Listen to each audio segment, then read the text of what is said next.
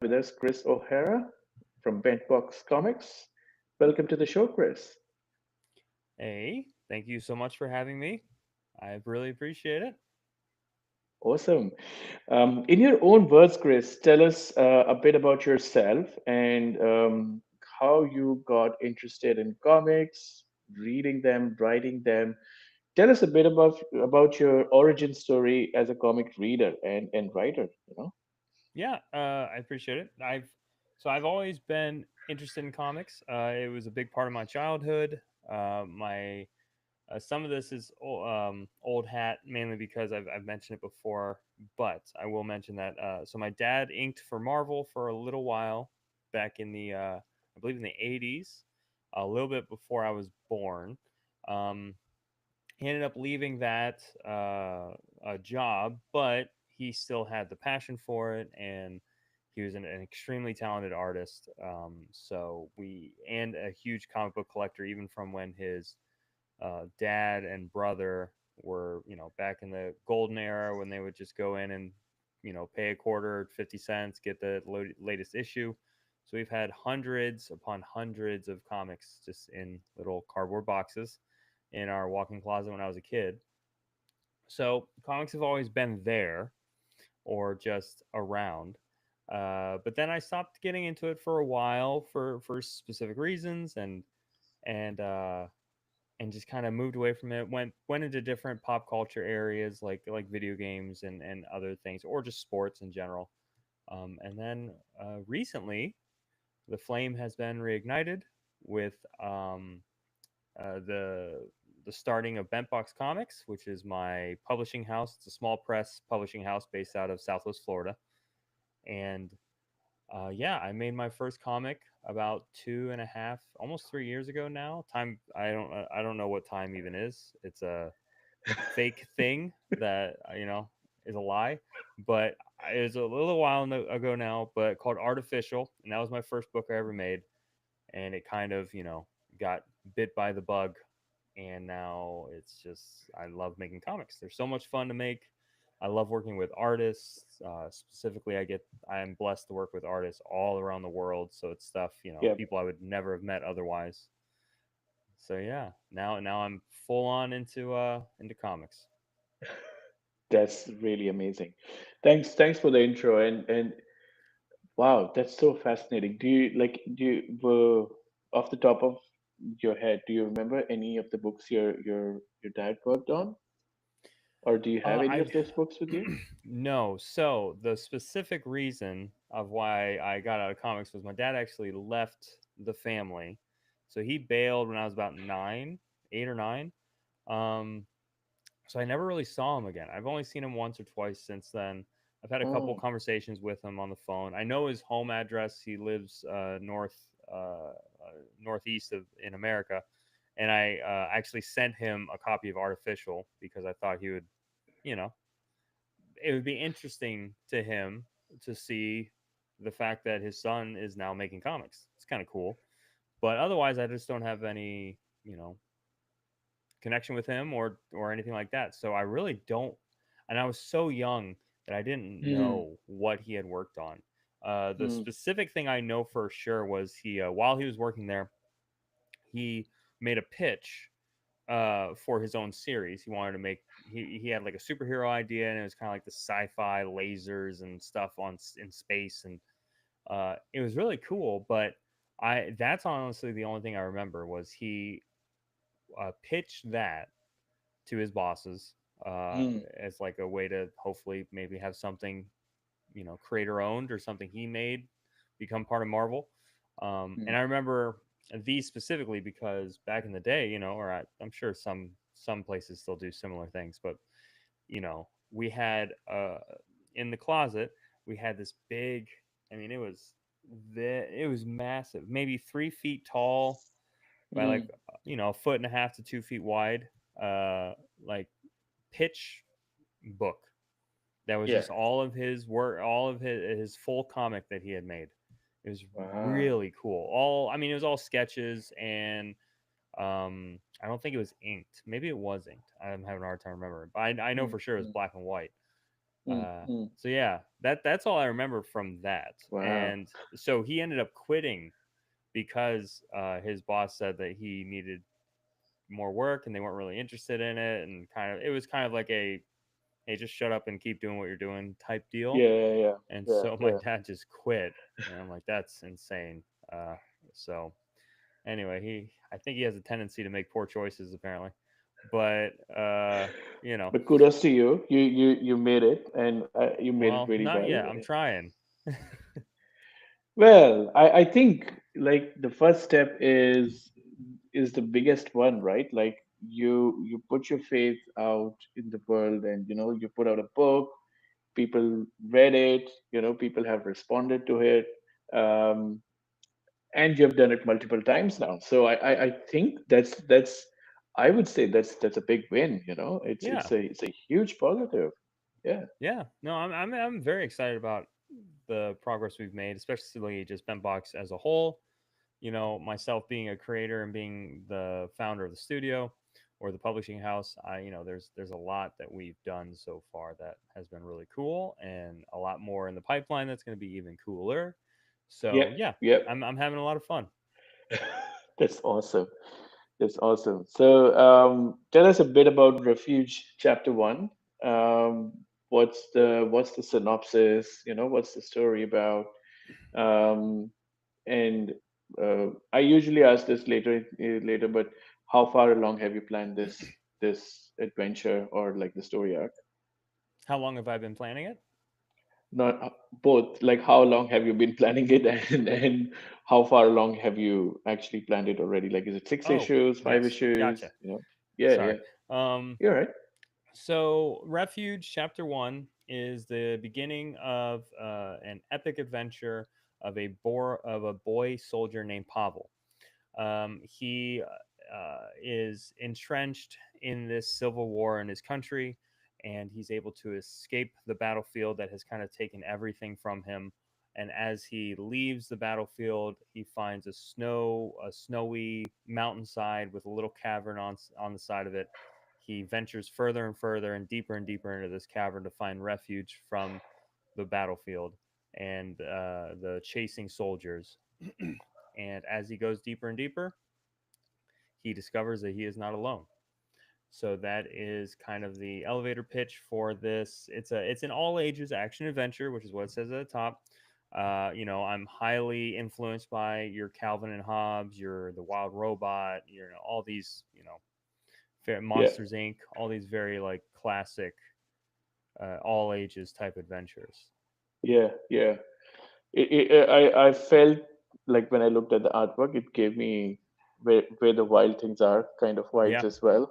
Yeah, yeah, that was definitely one of those like we're trying to come up with the artist. His name's Lucas Jensen, and as we were doing all the thumbnails and all the little like sketches for the main character, for Pavel, and for the Beast, yeah, there was definitely a couple mentionings of where the wild things are, and then like Sully from Monsters Inc., and then we were kind of just bouncing around to all of the iconic, you know, mythological beasts that in one way are terrifying, and then in another way are still, just part of a child's adventure and can kind of yeah, join in. yeah. No, this cover B. Give us a bit of rundown of the rewards as well. While we're at it. So Yeah. let's So, let's talk through rewards. Yeah, yeah. Excuse me. So that's okay. I'm not a huge fan of variant covers. They're okay. They really need to serve a specific purpose. Otherwise, it's kind of clickbaity, if you ask me. So that's just how I've always seen it. I prefer my cover art to match the interior. So that said, we opted obviously for cover A to be from the interior artist Lucas Jensen. So this is just your main cover that you can get. This was a fun one to kind of go back and forth on what we wanted the vibe to be, and I think we kind of captured it perfectly for this. Cover B was I've worked with Gabriel Fonseca, a gentleman out of Brazil, young artist who's insanely talented. He did the artificial series that was mine. He also did Blossom by John and Shell. He currently has a comic out right now called I think Deadhead, which looks really fun. It's like a slasher thriller thing. But he's Nice. insanely talented, and I love him to death. He's one of my favorite artists to work with, and it was one of those like, hey, do a cover for me, just because I knew he would nail it.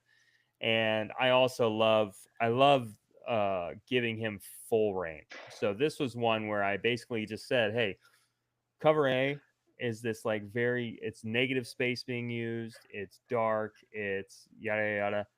Let's flip the script on cover B. That way it's a very distinct difference. I was like, give me the snow area, give me some silhouette use, but. And so this is what he came up with, and it's phenomenal. He killed it as Phenomenal. always. It is. It is amazing. Yeah.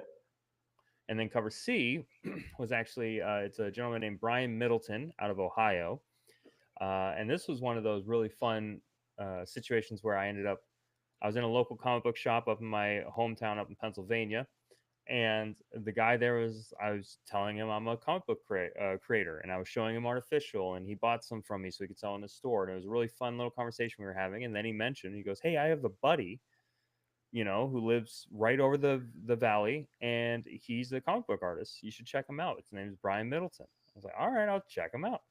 So I, give it a goog and find him on Instagram, and he does like this really fun Calvin and Hobbes style. That's his style. Is that like Calvin and Hobbes really fun, playful style, and Yeah. obviously the vibe of the book is that kind of vibe. So I was like, this is perfect for a cover C. So anyway, so that's how he gave me that one, which is another one where I basically gave him free reign to just come up with something cool. Yeah. Yeah. Yeah. Fantastic. Yeah, and then we have all of our rewards. We try to make this very accessible.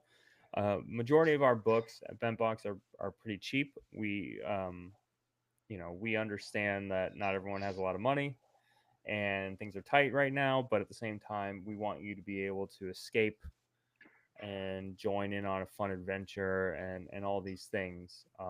So yeah, digital standard $4. It's just your standard digital. The digital deluxe has all the sketches and concept art and all the covers included and everything like that. So that's only 6. And then if you want the physical cover, just cover A is only $8, and that gets you both the physical and the digital deluxe for $8, which Ah, is pretty much one of the lower price points that you'll find on Kickstarter, which we're proud of. that's very affordable. Yeah. Yeah. Definitely. Yep. And then obviously cover B and cover C are just $10 each. And then they both come with a digital deluxe. And then we have the collector's bundle, which is just all of the physical comics. And then we have for 25, which is typically the price of one comic on Kickstarter. And then we have the monster bundle, which is all the physical copies along with every campaign related add-on. Now we have a ton of add-ons that are not campaign related. We have all of our past comics on there that you can buy. We have a bunch of cool stuff. So that it just shows you like we have. So for this specifically, we have a sticker pack, we have a poster pack, and then we have something that we've been really wanting to do for a while now, and that's a coloring book. So Nice. I'm very excited about the coloring book, specifically because it's an all ages adventure series. It's not necessarily like if you're an adult, you're not going to enjoy it. It's only for kids. It's quite literally all ages. But if you have a kid, he'll also enjoy it, and it'd be really cool to color along. So that's kind Yeah. of one of the reasons. That's fantastic. Yep, Amazing. and that's all the goals or all the things. And then stretch goals, we had some really fun ideas for these. Um, you know, in our current state, I'm not super worried about them, but we do have some really cool ideas. So Amazing. I've teased a couple of them on other shows, so I will do the same for you because that would be rude. Yeah. Yeah. But Yeah. so like the 5,000 is just your. So we're needing $4,000, obviously USD, to complete the book. All Yep. of that's going to the artist to have the book complete, obviously minus some of the shipping costs and printing costs, but everything else is just going straight to the artist. So at 5,000 we can afford to do more high quality prints, matte finish on the cover, all the higher weight. So that's going to be that stretch goal. Yep. The $8,000 one is one I'm very excited about, and I do not believe anyone else has attempted or mentioned before. But $8,000 is since this book costs about $3,500 to make. That's Yeah, just how much it costs. You know, yeah, I don't really care about money. Just throwing that out there. That way, all the people understand. Comics are expensive. yeah, Um, yeah. I have no reason to not just make issue two. Issue two is already written. Uh, Lucas is in love with the series. He wants to continue it, obviously. So if we were to somehow, by some miracle, make it to 8,000, my goal was just to create issue two and give it to you in your issue one package. So, like, say you back it, the book for $8 to get the cover A, you would get the standard edition cover of issue two as well if we had reached Wow. 8K. Because I mean, there's no reason for me. I'm not pocketing any of this. It's all just going back into the series. I want the series to do Yeah, well. yeah, yeah, yeah. Yeah, That's and then 10. fantastic. I think that's very brave. No, Well, I mean, what's the other point? I mean, there's nothing. It would just be to pocket the money, but my whole goal is to make issue two, so there's no reason not to. I mean, yeah. 100%. So issue two, because it's already written, so it would just be a quick flip. By quick, I mean a couple months, but still, it'd be a quick flip. And then 10,000 is just a super fun one. I'm really wanting to make. I have my eyes on a plushie manufacturer for the Beast, so we'd have like a fun little plushie made of the Beast. So That's amazing. No, that's thanks for running through the goal. I think that's fantastic. And yeah. I think revisiting, you said issue one and issue two. How many issues have you planned? So the plan so far is 4 to 5. It's going to be a limited Okay. series, short-ish run. I have my beginning, middle, and end all planned out. The reason why I say 4 or 5 is because the premise and the very concept of the story is very like kind of buddy cop adventure thing. I want to allow it to have. I want to allow myself to have some fun, and that's Yeah, as a yeah. writer. That's typically how I write. Is I have a plan, and then sometimes at the end of writing issue three, I have a different, like, oh, maybe this happens and this would be really Yeah. cool. It still leads to that finale, that end that I had planned, but now I need an extra issue to fit that in. So I give Mm, myself a little leeway. So I would say 4 to 5 would be the plan for Refuge. that's amazing. That kind of it's a good segue to another question. I You have a few books and series under your belt already now. So what's your process of like do you do you plan do you plan the whole story arc in advance, or do you like first write the characters and Hmm. build the world a little bit? What's your process like? So mine, it's one of the main reasons why I didn't pitch Artificial, specifically my first book, to any publisher, mainly because I went through the process and I was looking into it. And, they really wanted the issue one, they wanted the specifics of issue one, issue two, issue three, issue four. They wanted the whole arc in some way, shape, or form on paper. And as much as I had the overarching arc, like in my head and planned, I did not have issue by issue specifically planned. I had very basic concepts because, like I said, for this, I like to allow myself play. I like to allow myself a little bit of leeway, a little bit of room to screw around, if you will, and be able to take the take the series in a fun adventure or a twist or anything that kind of comes upon me while I'm writing, because that's how I write, is I just kind of go with it. Um, so that said, yeah, I typically have an overarching idea, general premise. I'm a very character driven type guy. I love good characters. I love good character arcs. I love psychology and Mm, all these different things that go into what makes someone someone. And so yeah, I definitely figure out the character second, probably, maybe first sometimes. You kind of pick an interesting person or a life experience of someone or something that would basically make someone who they are. that little nugget. I use that as maybe like the premise for the rest of the story, and then I build off it. So I have a couple ways I go about it. I have like a Google Doc of hundreds upon hundreds of just like either one word titles or little Yeah, descriptions or character ideas or yeah, whatever. And yeah, you yeah. know, I build whatever I can with what I have. So I do not necessarily have a specific process. Yep, I'm yep. pretty much, you know, fly by the seat of my pants type creator. Yep, that It's makes fun. sense. No, that's why I love getting into this because everyone has a different take on their process. Because I know a lot of people who publish with publishers, and I published with the publisher before, um, and because they are so stringent about like what their process is, you kind of sit in their framework, and if you do it a few times, you actually like you become part of that framework, and then for you like that becomes your process. Yes, However, right. like if you're creating, and I've done a written book independently and with the publisher, and independently is so different. Like you're on your own, there's nobody actually telling you sitting on you for a deadline. Nobody's like just like telling you that you have to do treat the characters a certain way or steer the story a certain way. And it Yeah. just it's both hard, like it's much harder than actually having a framework, but also very liberating because then like you can do whatever you want, Yeah. and you can do however you want. So yeah. Yeah. And I mean that's what we like to do at Bentbox. So Bentbox is a publisher.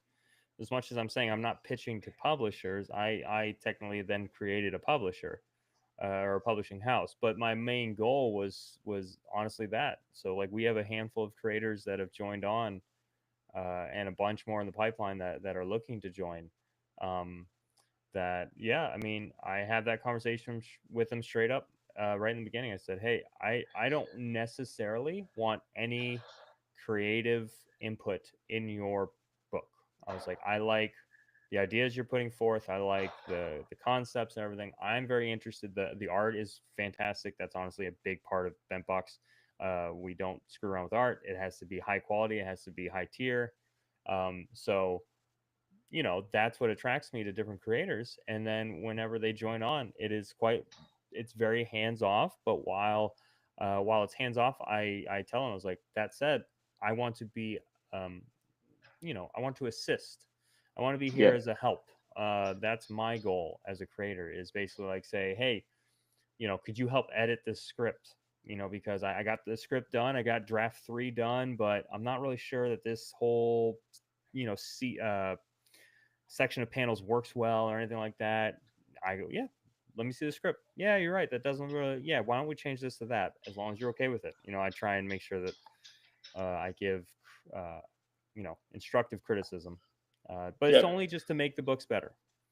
yeah, Um, yeah. but with full control being held within the creator's hands. So yeah, that's what we do at Bentbox. Is basically what you said. We allow you to be the creator. I don't want to screw with that. That's lovely. No, I think that's probably the right role of a publisher, because I can understand why publishers, like, because I've worked with some like big name ones, and like I can understand why they have a deadline, because they have Yeah. like a machinery, running Yep. behind it. And obviously, like as creators, we always get to be like, we always become self-indulgent, Yeah. while writing with our, like sitting with our own ideas. Yeah. So we always kind of need that looming sense of doom to get there. Um, Yeah. but I love what you guys are doing in terms of like giving your creators like so much freedom on how they want to work, and taking like a slightly different role, like helping them reach there rather than like uh forcing a certain perspective upon them. Yeah. So Yeah. I no, try. I think that's a very nurturing trait as a publisher, to be honest. Yeah. Yeah, I mean, my goal is just to make it better. We're working with a guy right now named Roy Stroyer. He's working on a comic called Saga of Strays. It's this epic, just, I mean, it's insane. It's an insane book, but it's his first comic. Mm. And he said he wanted to join Bentbox, and one of the things he said is like, "Hey, hit me with instruction." He's like, "Let Yeah, me help me make this better." He goes, yeah, I yeah, want to make sure that the best idea lands on the page, the best dialogue lands on the page, all this stuff. That way, it's better." And that's when you go into a creative process like that, humility and getting yourself out of the way sometimes is important. So it's just, yeah, we just want the yeah, best book to be published. That's our goal. yeah. Okay, this is a bit of like a it's a slightly different kind of question. So for you, what's harder? Like, is it working with your own ideas or like working with others' ideas? Like with as far as I know, like I go, I feel like working with others' ideas is kind of harder, but also in a way rewarding because I have to think 10 times before I approach them Yeah, with suggestions, and then like I'm like, okay, yeah, I have to be careful. I don't want to, like get on the not saying on the wrong side of the person, but say like tell them something that sends them in a wrong direction for right. for that particular character. So sorry, Yeah, go for it. I mean, so here the I don't know if I do very many things well. I think I do some things okay. I think I'm an okay writer. I'm enjoying making comics. Now that said, if I'm not involved with it and it's something that's more objective, like someone else's stuff, I do feel like I have a good eye for quality, just what's good. Like this, right? Like if I see something, I'm like, this is good. Like this is high quality stuff. The writing's perfect. The characters are great. The art's fantastic. So like I have an eye for quality, and that's honestly why our library is as good as it is, at least from my point of view. Um, so it's kind of a two-sided coin there, because I don't know. I can be a little bit more objective with other people's stuff, and then mine, Mm, you kind of can get wrapped up in your thing, and you can hold on to ideas, and you can be stubborn with your own stuff sometimes, and maybe that doesn't end up being the best product. um so yeah, I don't know, it can go either way. It depends on the project, honestly. mm, I've had mm, some really fun collaborative um script writing done with other people's IPs that I actually really enjoyed. It was definitely a challenge. Like it was much more of a challenge. I was like, oh, this is kind of hard, and I definitely felt myself like almost like clocking in. You know what I mean? I was like, oh mm. crap, okay, I gotta get some writing in because Yeah, he's yeah, waiting yeah, for the script and everything like that. yeah, So but it helps you kind of get stuff done. Whereas my stuff can be a little more loosey goosey, a little more fun, and so it can go both ways. Probably a mm, smidge harder to work on other people's IPs, mainly for the similar reason that you mentioned is, you don't want to step on anyone's toes, you don't want to offend anyone, you don't want to, you know, like cut them deep with something that they were really loving about their story, and then you walk in with a, well, this is kind of trash, or let's move this over here, and they're like, no, that's my favorite part, and then so you really have to have a good discussion with them. You have to have an open relationship basically with your collaborative team. And then I yeah. mean I haven't had any issues so far. So That's fantastic. I was No, long that's winded, but lovely. that was my answer.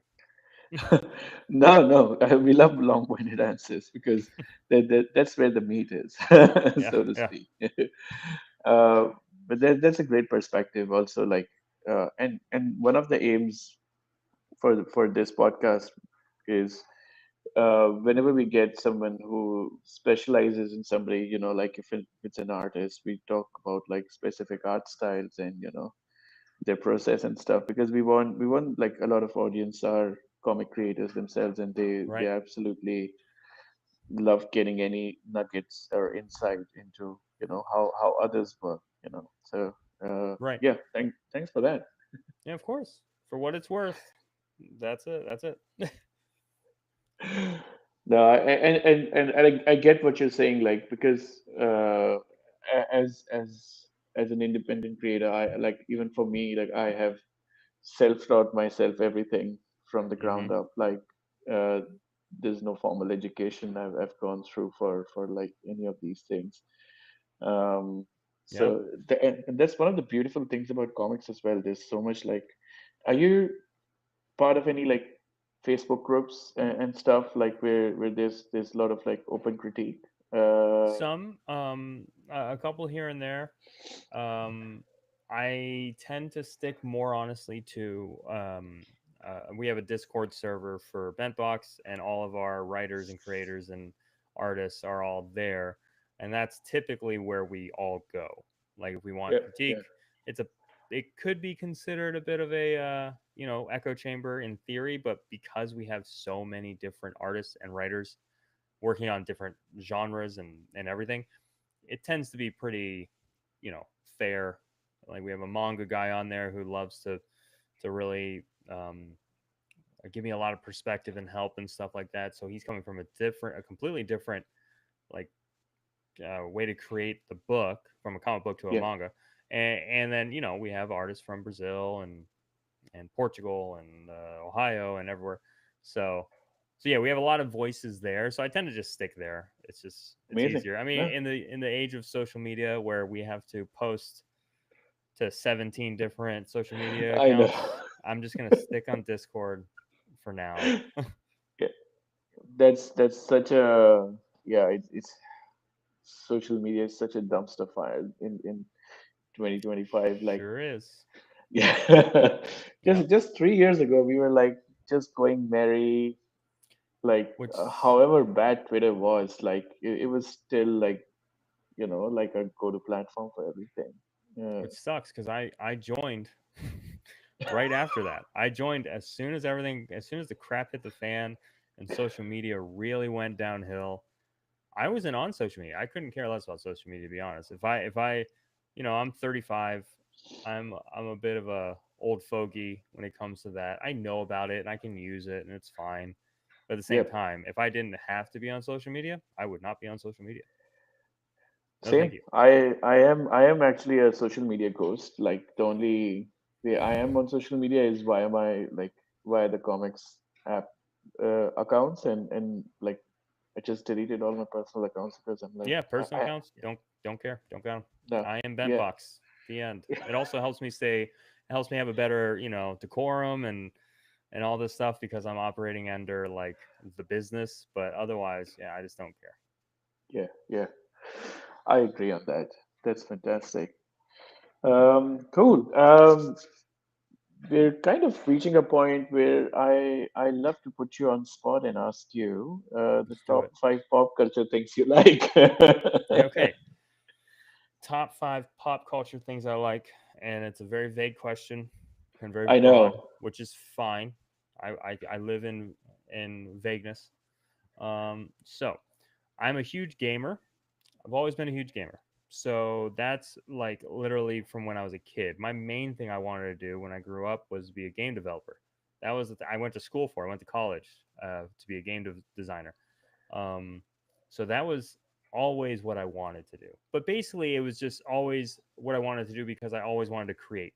I always wanted to make something.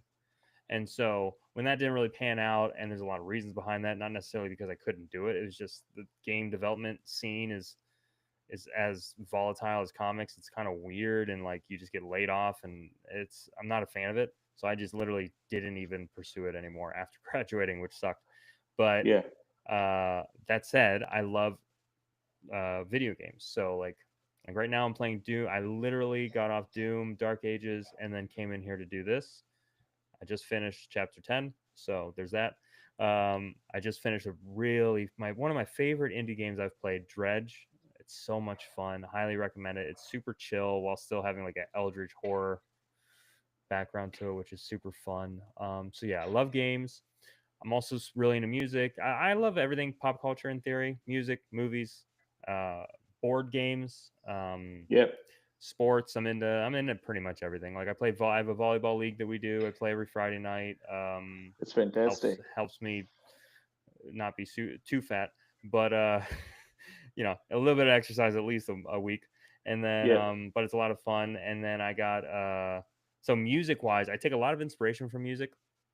I actually just did a video on our YouTube channel called or it's just based on inspiration. What inspires you? And I kind of Mm. went into Owl City. I don't know if anyone's familiar with Owl City, or Adam Young is the lead singer for Owl City. Love Yeah. his stuff. Highly recommend going and checking him out. He's got a lot of really cool stuff that could inspire you for sure, especially if you're another creative. Mm. Yeah. Otherwise, music wise, I'm still stuck in the '90s, like emo, alternative pop rock stuff. I'm still Blink Yeah. 182 and All Time Low and Oh yeah. all the old school stuff. That's still me in my car. So, and That's then movies, fantastic. love movies. I'm a huge cinephile. A lot of my scripts kind of I like writing screenplays. That's what I did before I wrote comics. So I really liked like kind of the idea of translating my screenplays into comics because it's very similar as you set the scene for a specific page or a panel or a frame, and it's very similar to setting the scene for a panel. It's a view that the Yeah. reader is going to be looking through, similar to a camera lens. Yeah. So Yeah. I like studying film. I'm a huge Guy Ritchie fan, just because it's Amazing. just fun cinema. I actually wrote a comic like just inspired to the T by Guy Ritchie's style of directing. So I'm really wanting to do that at some point. It's gonna be a lot of fun. Yeah. I like Tarantino. I like oh man, what's his name? Mike oh see, I just forgot his name though. Mike something.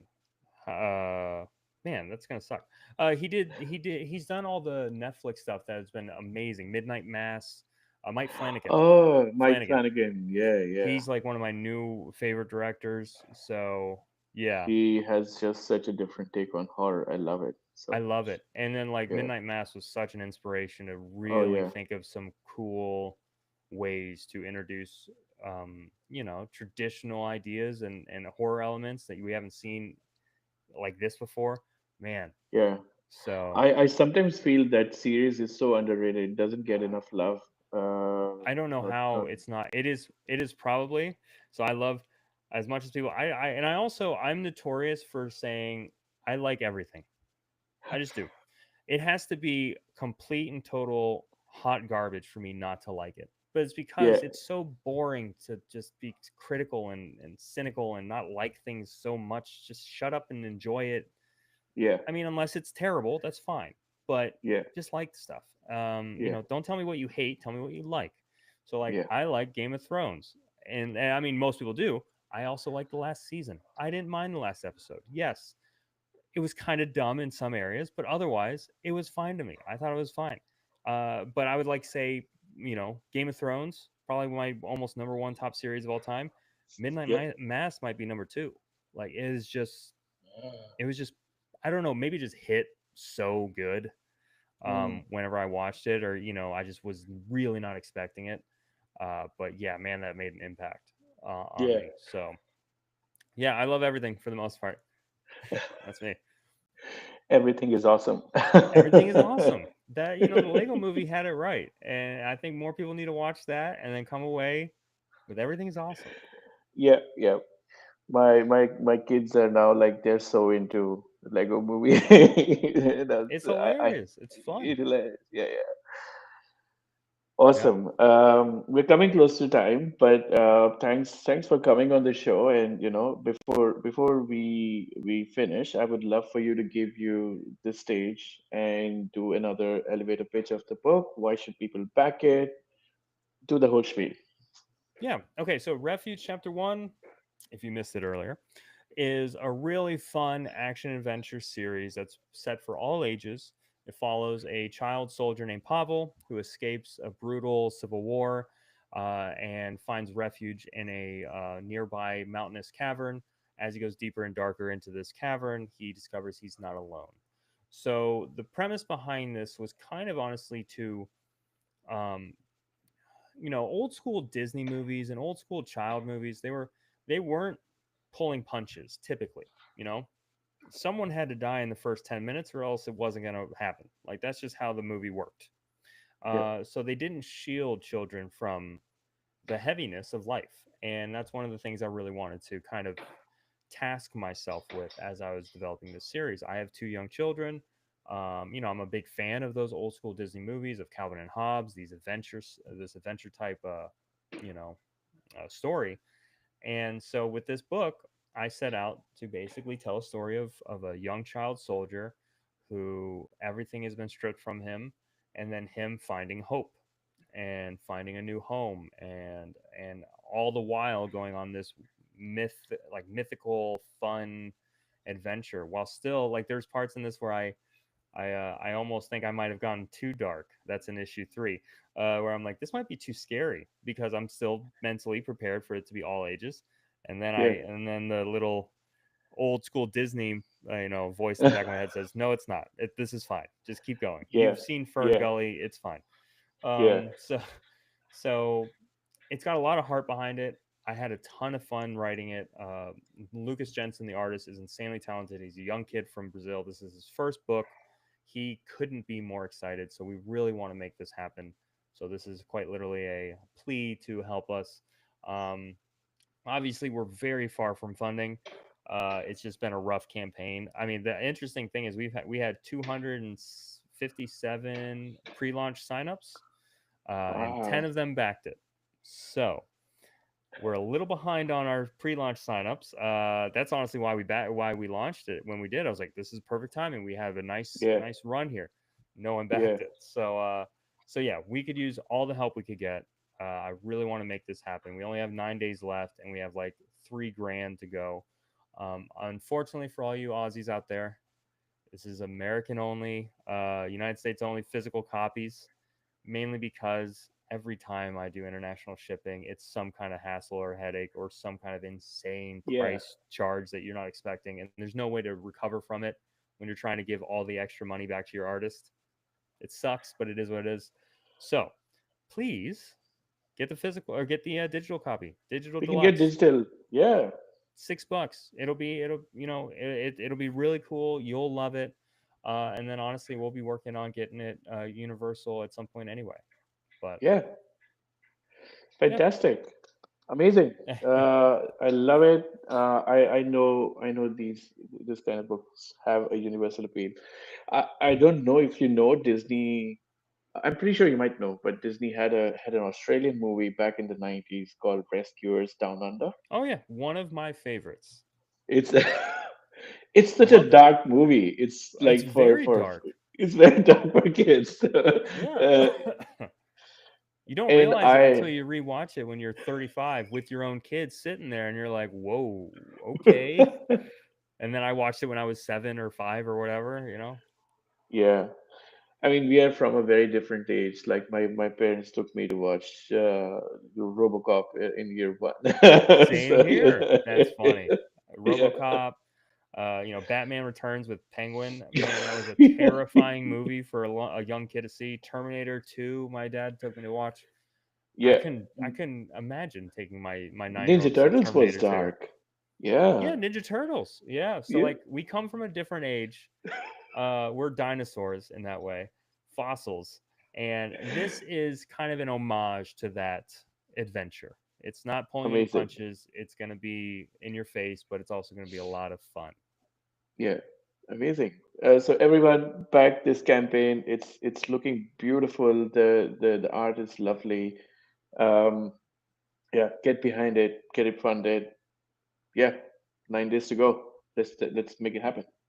Let's do it. Awesome. Thank you for coming on the show again, Chris. And until next time, yeah, stay gold. Yep, thank you.